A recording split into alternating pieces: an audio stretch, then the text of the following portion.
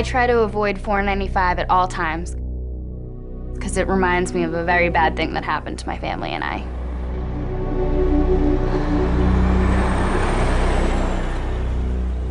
Living close to the highway, I never really thought about safety factors.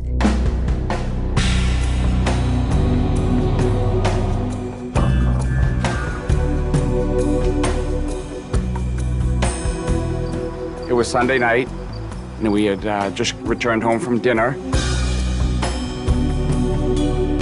Jeannie decided to stay up and watch the Red Sox game, and I turned in early.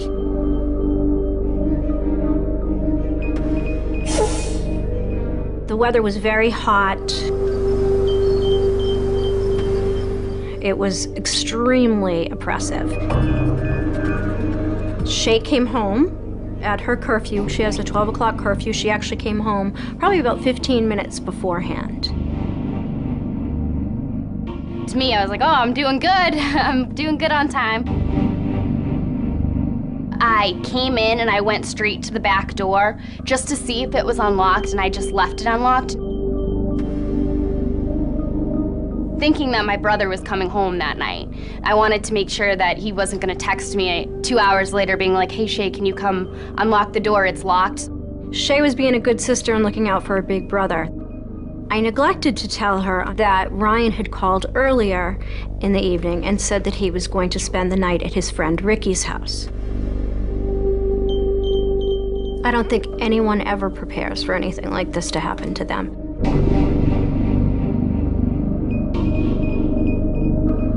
I heard a muffled sound, like a little whimper, come from the bedroom right next to us. And I thought that was odd. Shay must be having a bad dream or something. And Kevin got up at the same time. She said, I'll check on her. And I said, no, I'll check on her, which really isn't the norm. Usually I'm selfish and want to get all the sleep I need. And but that morning, something told me to get up. I got up, and my wife Jeannie followed me in there. I opened up the door, and I saw a black silhouette over my daughter. I woke up in the middle of the night to a cold object on my neck. I thought it was a gun. I didn't know it was a knife. I just saw dark eyes in a mask. The man spoke, and it was a voice that I had never recognized before, and he said, if you make any effing noise, I'm going to kill you. And that's when I just kind of went into panic mode. And I just started kicking. And I just pushed my back against the bed, hoping to make as much noise as possible so that my parents could wake up and hear me. And my dad, the first thing I heard him say was, who are you? And the man stood up from leaning over me and just went straight for my dad. And we saw a knife in his hand.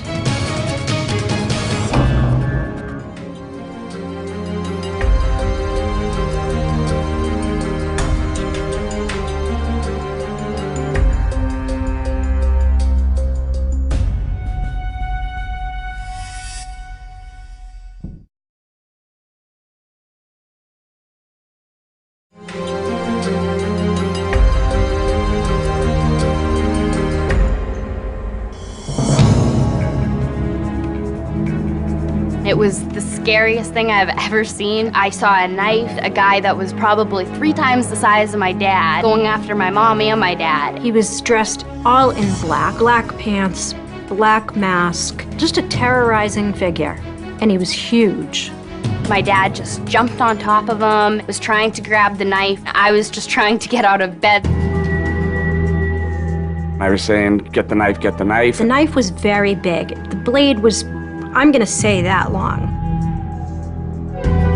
And so I tried to grab the grip of the knife, but the man's hand was huge and it was ineffective. It wasn't doing anything. So I just grabbed the blade of the knife because I didn't know what to do. I instinctively told my daughter, call 911 and get my gun. I don't have a gun, but something inside me told me to say that, which would keep him on his guard. with a gun and put it to my mouth and never exploded my face. All right, just relax. Is he still there?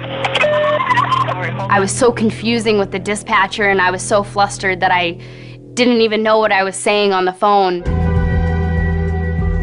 And all of a sudden, he got a burst of adrenaline. He erected himself up off the bed with me on his back. That's when I knew I was in some deep. When the man stood up with Kevin on his back, the knife slid through my hands. I thought, oh, this is it, we're all dead. It was so stop and go, where 1 minute my dad had him under control and then he'd freak out again, and it was scary. When in high school, I wrestled. I knew a chokehold was the only thing with a guy of this size that I had a chance on restraining him and taking him down, was if I took his wind out. And I choked him on the throat and threw my weight back and pulled him with me, and we hit the floor. And so at that moment, I turned around and I grabbed the knife again. I grabbed the blade of the knife again. I ran back into the back room and saw a lot of blood, and I didn't know what it was coming from. And then I looked down and I saw my mom holding on to the knife for dear life, and she wouldn't let go of it. I was pissed, and all I could think about was, I need to distract this guy so that he doesn't try to do anything else. So I'm screaming at him. I'm like, what were you thinking? That's when the man spoke and said, I just wanted money. And I heard the accent, and Kevin and I looked at each other and went, who is this? Who is sitting in front of us? And he said, I'm nobody, let me go. And I said to him, you're not going anywhere, you fat.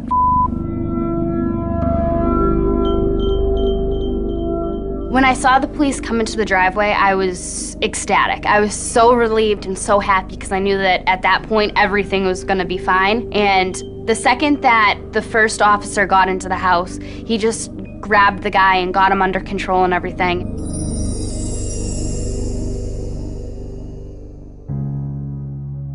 I didn't cry.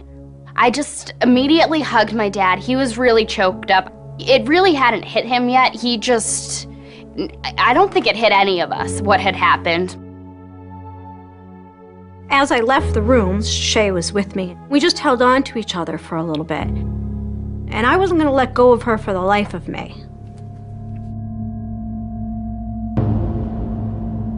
When I first arrived at the scene, I wasn't sure what to expect at that point. I knew it was very serious. The sergeant told me that a man had broken into the house. He was heavily armed, different types of weapons that I'd never seen before. Chinese throwing stars, choking wires, along with this horrifying mask.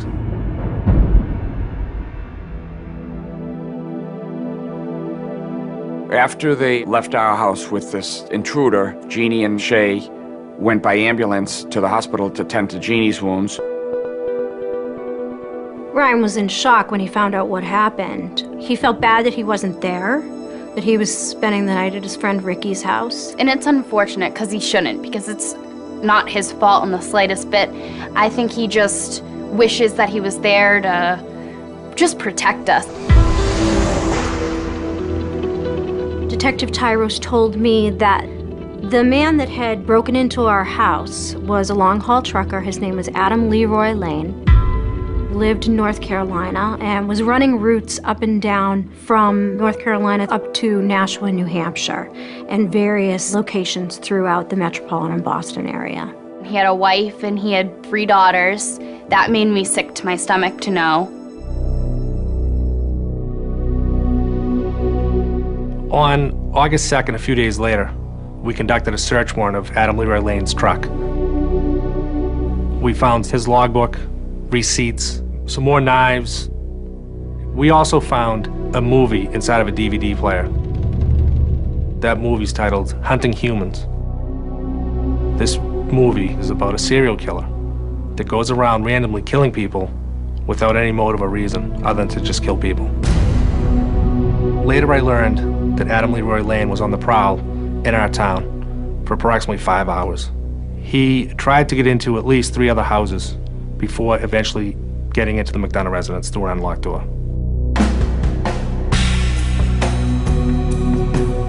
he was out in our town hunting humans at night. We started to think, maybe he's done this in other places and just hasn't been caught yet.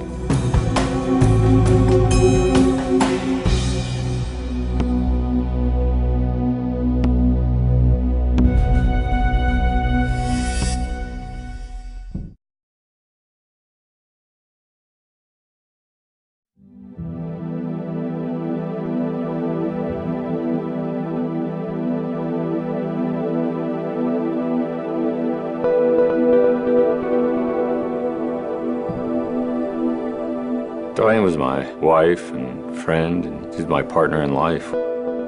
I'd known her since I was 15.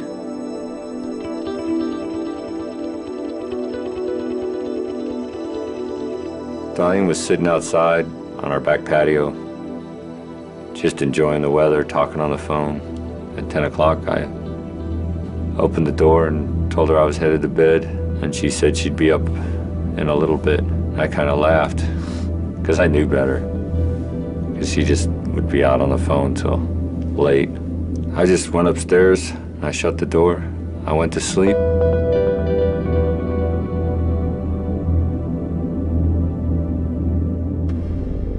I was just laying in bed, and my bedroom door opened up, and guys started screaming and shining flashlights at me. Guys were screaming at me to get my hands in the air. I thought it might be a home invasion or something. And I started to look past the flashlights and stuff and could see the silhouettes of the men standing there, and then I could see guns pointed at me. And then one of the troopers identified himself as a state trooper. So I put my hands in the air. They asked if my son was there, and he walked up on the police and put his hands above his head. Then they handcuffed him. I was able to look around. I see my wife's purse and sitting there with her cell phone and keys on one of the chairs at the kitchen table. And I told my son, we got big problems. Your mom wouldn't leave without her phone and her keys. Then I started seeing flash photography going off. I knew that wasn't a good sign. After about 3 hours, one of the detectives came in, sat me down. That's when they told me that Darlene was dead and she was killed at the hands of another person. That's when things started to fall apart for me. I remember hearing my son scream. He was in the kitchen, still handcuffed. He broke the chair he was sitting in. He headbutted the refrigerator. There's still 2 big dents in it.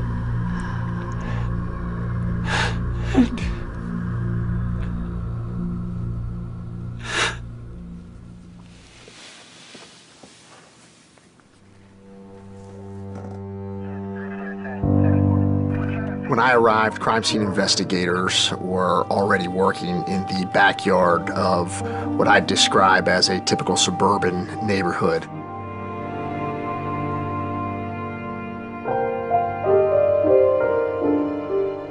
This woman had been on her back patio talking to a male friend on the phone.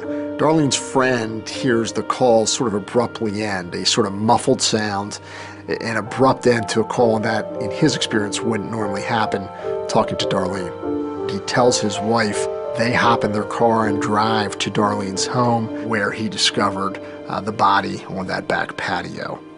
She suffered a fatal stab wound in the neck area, ultimately causing her death. I got woke up about 6:45 on the 13th from a phone call from my brother.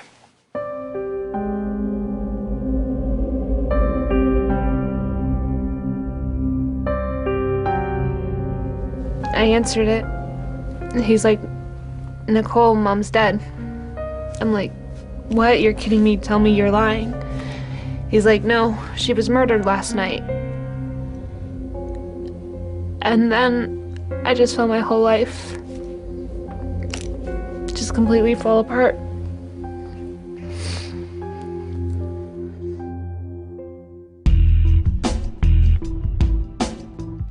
As experience has often taught the police and prosecutors, people who are killed at home are most likely to be killed by someone close to them, that this was not a random act, that it was committed by someone who knew her and someone who had the opportunity to kill her, most likely her husband.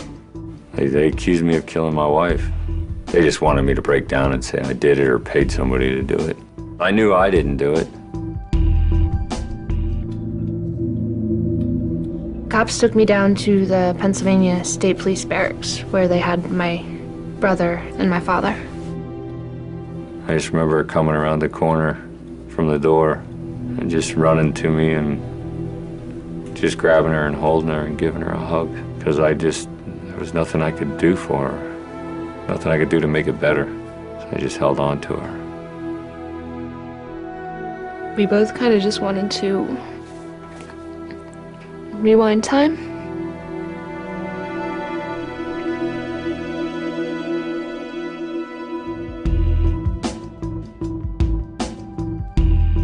I never asked myself once if my dad killed my mom, because I just knew. My mom had no enemies. She was just a great personality and was just loved by everybody. So it was kind of like, why would someone want to hurt her, let alone kill her? And who would do it? Who could be such a monster?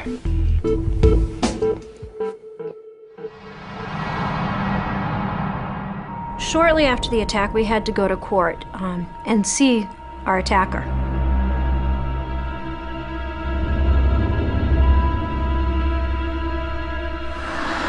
He was kept in a plexiglass, bulletproof partition on the other side of the court from us. He just looked like a caged animal. He was disgusting. He wouldn't stop staring at me, and that was the worst feeling in the entire world. I wanted to leap over the railing, actually, because I was so angry at that point. I mean, I really wanted to get a punch in or something. There was no way that we could allow this guy to hit the streets.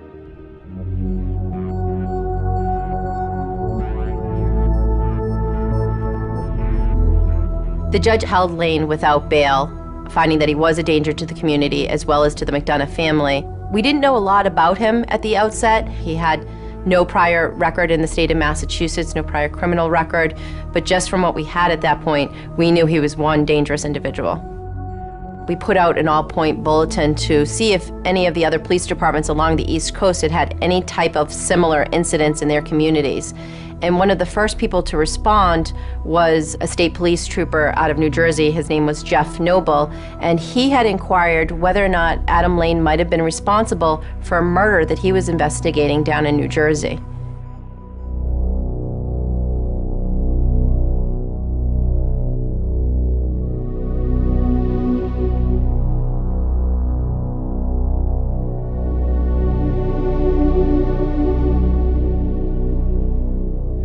On the morning of Monday, July 30th, 2007, New Jersey troopers responded to the home of Monica Massaro.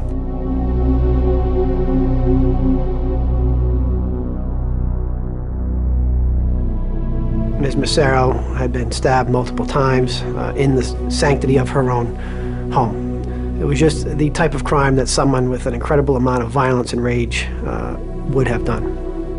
Monica Massaro was a single 37-year-old female. She lived by herself. She was very active socially. She had a lot of friends, really lived life to the fullest. We didn't have anybody that we would call suspects specifically, and that proved challenging for us.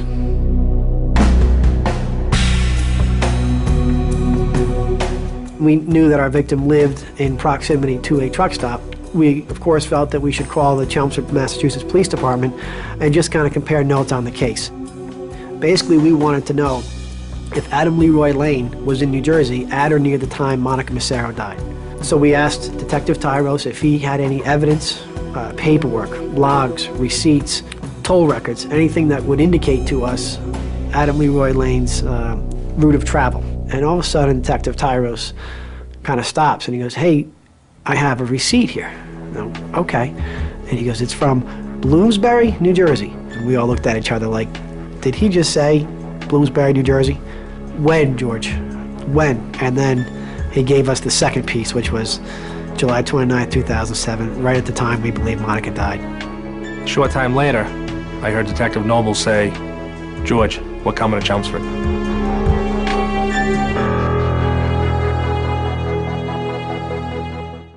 How can you get 48 hours anytime, any place? Want a clue? Your iPad. Reality drama, exclusive extras. To miss it would be a crime.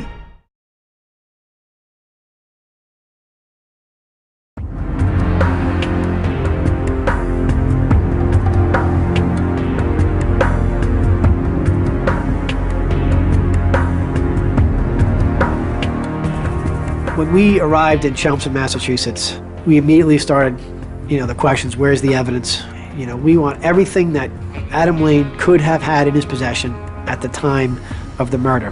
We wanted to know where was the truck, and we learned that the truck had already been released. We had Adam Leroy Lane's tractor trailer for approximately 3 weeks. Legally, we were only able to obtain evidence that pertained to our case. At that point in time, we didn't have any other cases. So unfortunately, after several weeks, the owner of the tractor trailer was looking for his truck back. Without any other cases, we had to eventually give him his truck back. Everything in there that belonged to Adam Lane, the owner of the company threw into a dumpster, which was located in the impound yard in Massachusetts where the truck had been. The trash hauling company was scheduled to pick up and empty that dumpster on that very day. We got very lucky. We basically beat the trash hauler to the dumpster, and the dumpster was packed, it was full. We suited up, it took an entire afternoon. We took every piece of debris and trash out of that dumpster. And in that bottom of the dumpster, we found basically all of Adam Lane's personal property. Clothing, shoes, socks. Without a doubt, every detective there suspected that we were coming across key potential DNA evidence in this case. We couldn't wait to get back to New Jersey, submit this stuff to the forensic laboratory, and let the evidence basically show us, what happened.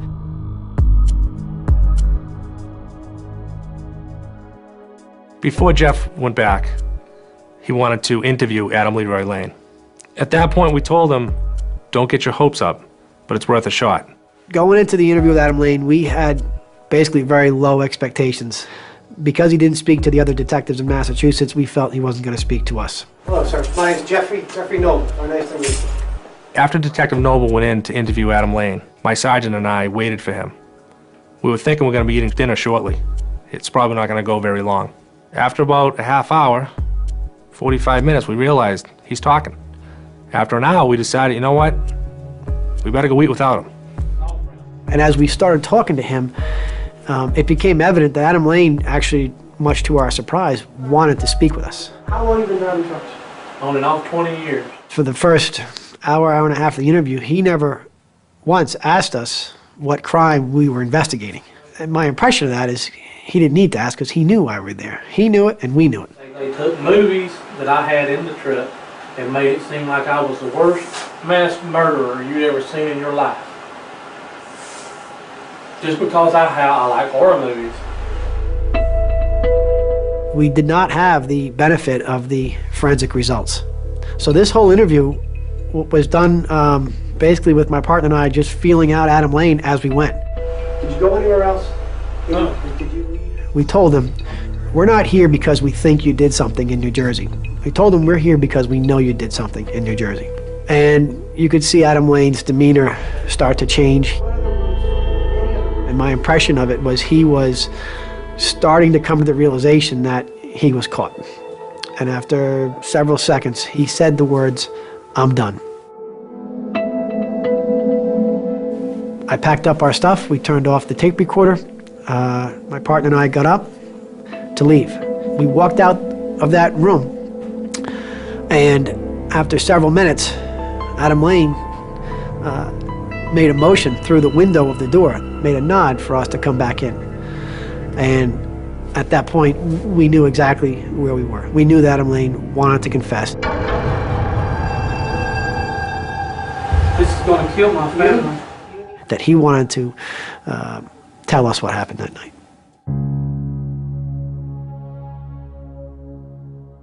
She sat straight up and got out of bed when she seen me and started screaming, and I tried to get her to be quiet. He described how he stabbed Monica. I had the knife, it was on the bed. It's about that long, and she rolled against it and cut right here, best I could tell. And I'm no medic. It cut this jugular vein right here. How far across? Well, out here, He described where he stabbed her. between the legs, on the stomach. Did you have any sexual attraction during any of this? No. Did you, Look, I love my Did wife. you? I love my wife very much. I ain't out for sexual choice. what happened next then? She bled to death. I couldn't do nothing about it. Didn't take very long. About how long? Less than 60 seconds.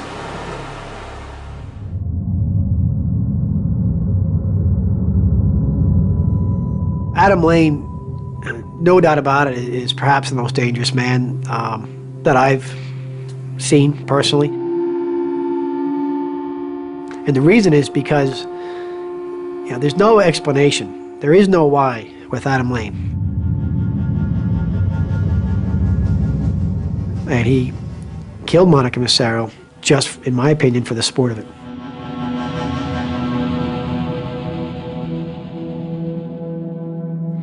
I received a phone call on my cell phone from the chief of police. They told us that Adam Leroy Lane had murdered a woman the night before he came to our house. When we heard that, we were just floored. We knew at that moment that we came seconds, milliseconds, from losing our daughter in the most horrific way possible.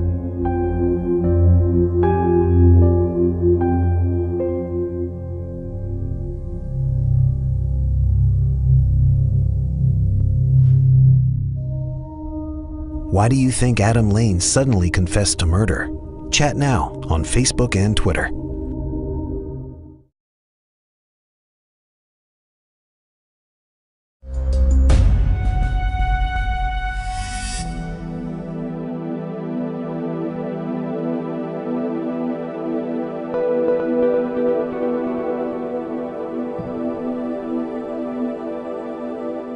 My biggest fear after I lost my mom was that I was going to lose my dad. I didn't want him to end up in prison for something that he didn't do. Emotionally, I couldn't bear to lose another parent. I had been subpoenaed to appear in front of a grand jury the early part of September of 2007. And as it drew closer, the more worried I was getting. Several weeks after we submitted Adam Lane's knives to our laboratory for analysis, we received word of what the results were. The results showed that not only was Monica Massaro's DNA on his knives, but also Darlene Ewald's from Pennsylvania. Her DNA was also on Adam Lane's knives. I found out that my mom's DNA was on a knife from the newspaper. I think I called my dad. I'm like, so you're clear? And then it just kind of becomes a blur after that. Just knowing that finally that they have the evidence to clear my father.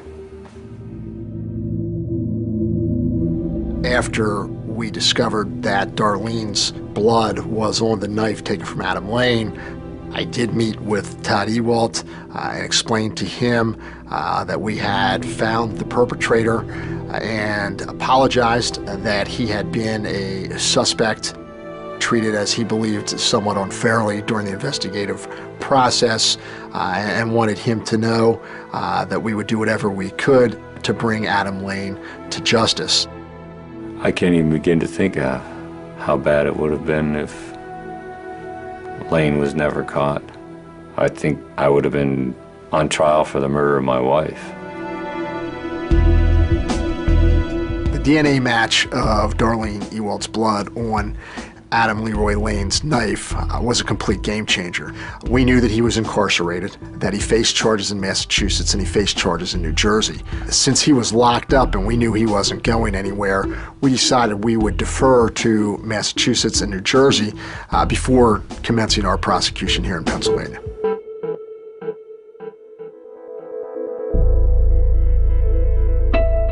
Even though he terrified me, I wanted to face this guy down. I'm sorry, but you don't come into my house and attack my family.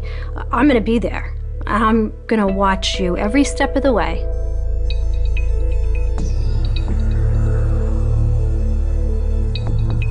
We knew pretty much from the outset that this case was not going to go to trial. There was really no defense that he had to offer. He was caught red-handed in the McDonough's house by the Chelmsford police. So at some level, we knew it was going to be a plea, and what it came down to was how long of a sentence were we going to get on this guy. The one sticking point for Adam Lane seems to be the sexual assault charge. He was adamant that he wasn't going to sexually assault Shay McDonough. This wasn't about sex. So I went to the McDonoughs and we discussed it. If that was the one sticking point, did they feel comfortable with dismissing that charge if it meant that the plea would go forward on all the other counts and he would receive 25 to 30 years in state prison? That meant that Shay would not have to get up on the witness stand and recount everything that she went through that night and just traumatize her all over again. We said, okay, let's just accept the plea bargain and go forward with it. I would have liked to see a longer sentence, and that's what we were advocating for. But we also knew that Adam was going to face murder charges in both New Jersey and Pennsylvania. So at the end of the day, we knew he was never going to get out. I felt compelled that, okay, even though the legal battles for us were over, I was going to see this thing through, and I was going to make sure that I was at every hearing that he was at, that I was with the families of the other victims.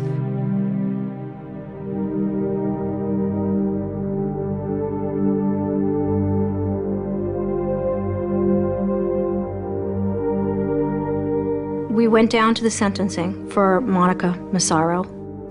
This defendant showed absolutely no mercy toward Monica Massaro. We don't know why a person who is a husband and a father suddenly commits these kind of acts.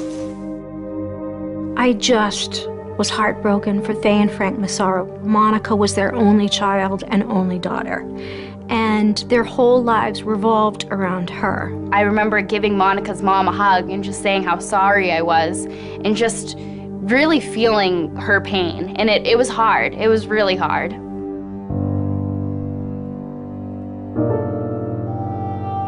As we were walking into the courtroom, we noticed this gentleman sitting against a railing outside of the courthouse, and he just looked lost. We learned that it was Todd Ewald, the husband of Darlene Ewald. I gave him a big hug, and I just felt like awful. Why am I here and his wife isn't here? I was just really thankful to meet them the first time, to be able to shake their hand and tell them thank you.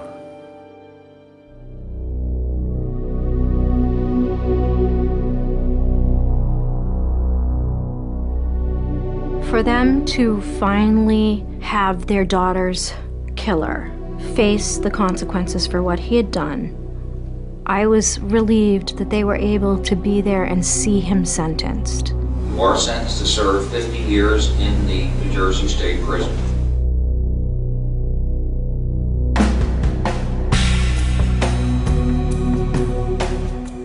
I wanted to know why Lane would go off and start killing people.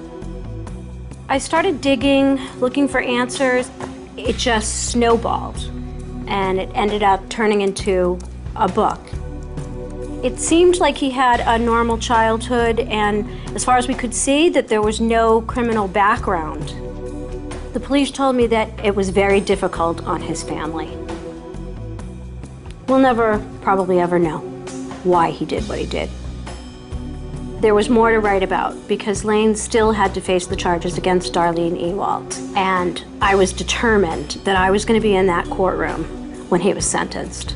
I could be there as a reminder to him that, you know what, you killed those other women, but I'm still here, and I'm going to make sure you get what you deserve.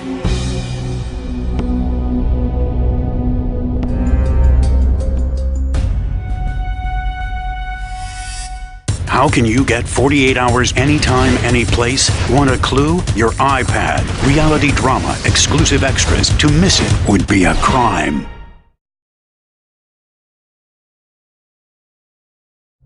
June 28th, 2010 was the day that Lane was sentenced for the murder of my mother. The McDonoughs were there, and the Massaros were there. It showed a lot of solidarity between the families, the connection that we all feel as a result of being tormented by this guy. There was some tension in the courtroom, but there was also a lot of tears and pain. And then there was just nothing from Lane. He was a blank slate. It's like he didn't even care. We initially sought the death penalty against Mr. Lane. As we continued to talk with the Ewald family, they were becoming concerned about an actual trial, going through the emotional aspects of hearing about Darlene's death in a trial, the fact that a defense tactic might be to try and blame Todd as the killer. Serial killer who police say went after random women along his truck route will spend the rest of his life behind bars. Lane pleaded guilty as part of a plea deal. Some of Ewald's family were in the courtroom today and they supported the agreement. It was not hard to accept a plea deal for life in prison for Adam Lane, because whether he's on death row or not, it's not going to change my circumstances at all. Because nothing can make up for all of the pain that he's caused. There's just no way. I feel like if there's anything I can do for Nicole to make the road ahead easier for her, I owe it to her. I can call Jeannie anytime. She's programmed in my speed dial. And usually, at the end of every phone call, it ends with, "I love you." It's great because it's almost like a second mother. The McDonoughs are sort of like heroes in my book.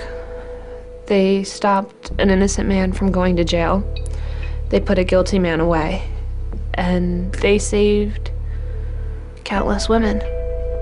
It's hard looking at the other families and seeing that the hard times that they've been through and how traumatizing everything has been for them. And I do feel guilty that I'm still here and that others aren't, because it sucks. She just was traumatized. She didn't want to get up out of bed. She didn't want to leave her room. When she was in the basement, she was terrified of people looking in. She had gone off to school, and she had some anxiety. She thought she was ready to go on to college, and she had to come home. She couldn't be away from us initially.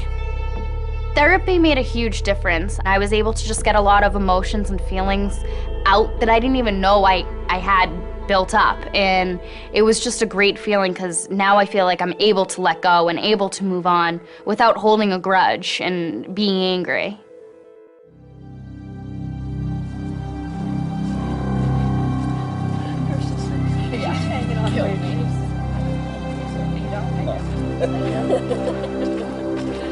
Every time I leave the house or every time I go anywhere, we never forget to say I love you because you never know what can happen. Somewhere good, and I know. When I go to bed at night and I look at my husband, I think, you are just my hero, really. I mean, he saved my daughter's life, he saved my life, he saved his own. We're here because of him, so he really is the hero. He's a hero. I think about Monica and her family and the Ewalds and their loved ones that they've lost, and I say to myself, why were we so lucky? But I feel that he was sent there to be stopped to our house. I feel there was a reason or a greater power that enabled us to stop on that night, and I feel he was sent there to be stopped.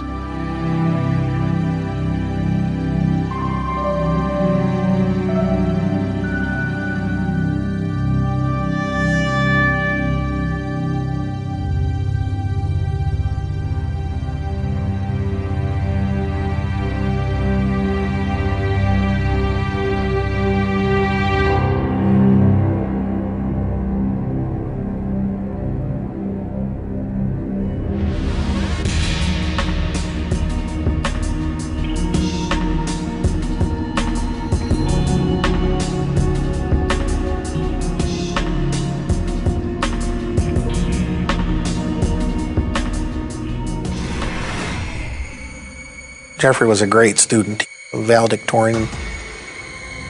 And that's Ruth. The family was not the family that they appeared to be. Jeff told me that his mother was storing knives in her headboard. And then one day, something went horribly wrong. Nobody knows what goes on behind closed doors. Next. On television, online, on the go, and now on iPad, CBS News.